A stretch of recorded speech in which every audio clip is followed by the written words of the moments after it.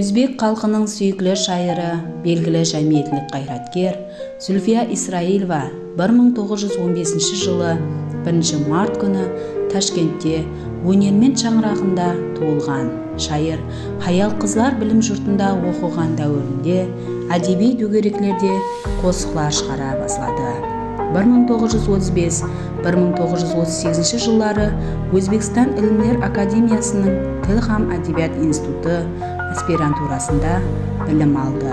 Кейін 1938-1948 жылдары балалар баспасында редактор, Өзбекстан мемлекеттік баспасында бөлім баслығы, 1950-1953 жылдары болса, Өзбекстан Хаял қызлары Сауадат журналында бөлім баслығы, 1953-1980 жылдары болса, бас редактор болып жұмыс істеді.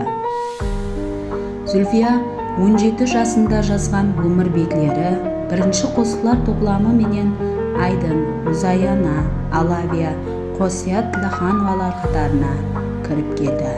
Зүлфияның үйретушілік жетісуінде өзбек һәм рус классикалық әдебиеті, халық ауызекі үйретушілігі һәм жаһан әдебиеті дәстүрлерінің рөлі шексіз еді.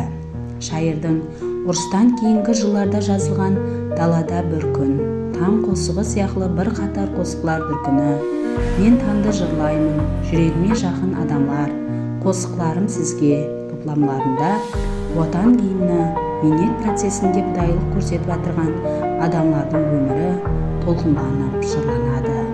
Оның сорақлайды шайырды қосығы, Айдын, Құяшылық Халем сияқты очерк дастанлары, Хакімзада, Айбек, Айдын, Хамид, Әлімжан сияқты ұстаздардың жарқын естеліктеріне бағышталған. Зүлфия Хамид Әлімжанның Семург, Зайнап һәм Аман дастанлары текарында пьеса һәм опера өретті.